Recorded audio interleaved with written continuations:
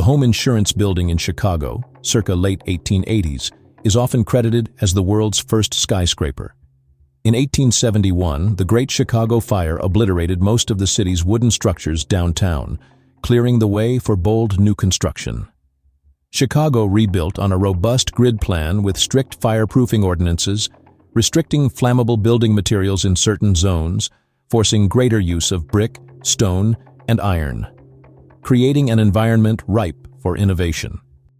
Enter engineer-architect William LeBaron Jenney, who in 1885 completed the 10-story home insurance building, rising 138 feet above Chicago's streets.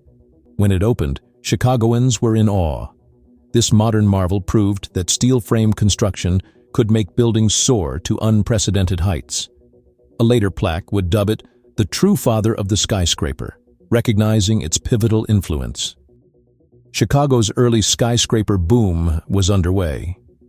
Throughout the late 1880s and early 1890s, the city's architects experimented with tall commercial buildings in what became known as the Chicago School style. These weren't skinny towers, but broad-shouldered, pragmatic structures, often compared to giant stone palazzos, with retail shops at the base and rentable offices above. Form was guided by function. Famed Chicago architect Louis Sullivan championed the principle form follows function, arguing that a building's shape should be dictated by its purpose. Sullivan, along with partners like Dankmar Adler and contemporaries such as Daniel Burnham and John Root, blended structural innovation with artistic detail. Chicago's tallest towers of this era, such as Burnham and Root's 21-story Masonic Temple, completed in 1892, stretched about 302 feet, briefly the tallest building in the world. The city had proven that skyscrapers were commercially viable and architecturally exciting, yet Chicago's rise had a practical limit. Concerned about overreaching heights, in 1892, city officials imposed a cap on new building heights, approximately 150 feet. The Masonic Temple essentially hit that ceiling, and afterward, Chicago's skyline growth paused. This opened the door for New York to take the lead in the vertical race. Chicago's early skyscrapers remained relatively stout and grounded in pragmatism, proud expressions of efficiency and resilience born out of the Great Fire's aftermath. But 900 miles to the east, another city was gearing up to turn the skyscraper into a symbol of metropolitan spectacle. The Flatiron Building in New York City, completed in 1902, became an early icon of Manhattan's skyline. New York City had dabbled in tall buildings in the late 19th century, but around 1890, it truly caught skyscraper fever. In 1889, the tallest structure in New York was still the Gothic spire of Trinity Church downtown, hardly an office building. A year later, it was surpassed by Pulitzer's New York World Building, a 26-story dome-topped tower that marked the beginning of Manhattan's skyscraper era. From the 1890s onward, a forest of high-rises began sprouting in lower Manhattan. Land was scarce and expensive on this island, and businesses were booming. The solution was to build up. By the turn of the century, over 250 buildings, 10 stories or taller, had been erected in Manhattan, most clustered in the financial district. The Skyline in 1900 was visibly transforming. The Park Row Building, 1999, rose 30 stories, 391 feet, with twin cupolas, anchoring a new cluster of towers around City Hall Park.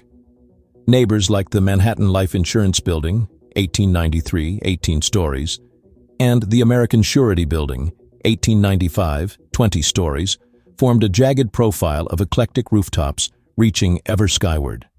For the first time, a recognizable skyline, a collective silhouette of multiple skyscrapers, was emerging, and it captivated the public imagination. Nowhere was this more evident than with the Flatiron Building. The Flatiron wasn't the tallest building of its day, but its bold form and location made it a defining feature of the city. It proved that a skyscraper could be not just practical, but truly iconic, a preview of things to come. New York's steelworkers soon engaged in a race to the sky. In 1908, the Singer Building rose to 612 feet, with a slender, elegant tower, briefly the tallest in the world. It was soon overtaken in 1909 by the Metropolitan Life Tower, which crowned Madison Square with a 700-foot campanile, inspired by Venice's St. Mark's Bell Tower. Each new skyscraper not only added much-needed office space for the growing city, but also served as a colossal advertisement in the skyline, shouting the prestige of its builders. The culmination of this early skyscraper boom was the Woolworth Building, finished in 1913. At an astonishing 792 feet tall, 55 stories, Woolworth was the tallest building on Earth from 1913 to 1930. The Woolworth Tower's observation deck drew tourists, and its pinnacle could be seen for miles, literally overshadowing older neighbors. By 1915, Manhattan's skyline was a spectacular jumble of styles, from classical domes to medieval spires, all vying for attention.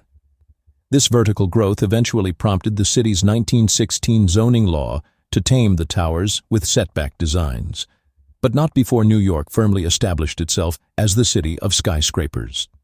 In the late 19th and early 20th centuries, Chicago and New York approached the skyscraper with contrasting philosophies shaped by their circumstances.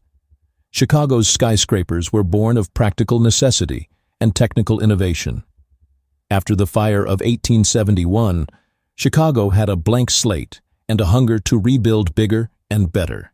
Its architects emphasized efficiency, maximize daylight and rentable space, use fireproof construction, make the structure honest to its purpose. Louis Sullivan's mantra, "Form follows function," summed up the Chicago ethos. Chicago builders prioritized structural expression and utility over height for height's sake. New York's skyscraper movement, by contrast, was fueled by economics, ego, and an exuberant sense of spectacle. Manhattan's tight geography and sky-high land values meant building tall was economically savvy, but it also became a way to show off. Corporations, newspapers, and developers treated the skyline as a publicity canvas, each trying to erect the next record breaker to signal their dominance. Aesthetically, New York's tall buildings were often eclectic and theatrical. Designers tacked on ornate crowns and dramatic silhouettes to capture public attention. Gothic cathedrals, French chateaux, classical temples, historical styles were freely applied atop steel frames to create romantic profiles against the sky. By 1913, New York had assembled the world's first true skyscraper skyline, a luminous cluster of towers that spoke to ambition and audacity. In Manhattan, the skyscraper became greater than the sum of its floors. It was a signature of the city's identity. In the early days of the skyscraper, Chicago and New York each wrote a different chapter in the story of building tall. Chicago gave birth to the skyscraper itself, proving that steel frames and elevators could lift us higher, and doing so with Midwestern pragmatism and ingenuity.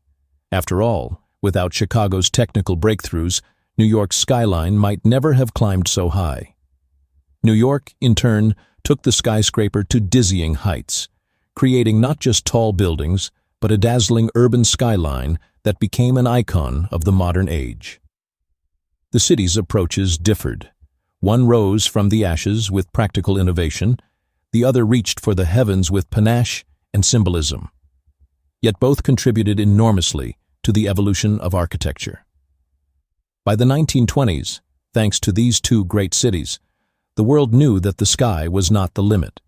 It was just the beginning of a new era of skylines and cityscapes that continue to captivate us to this day.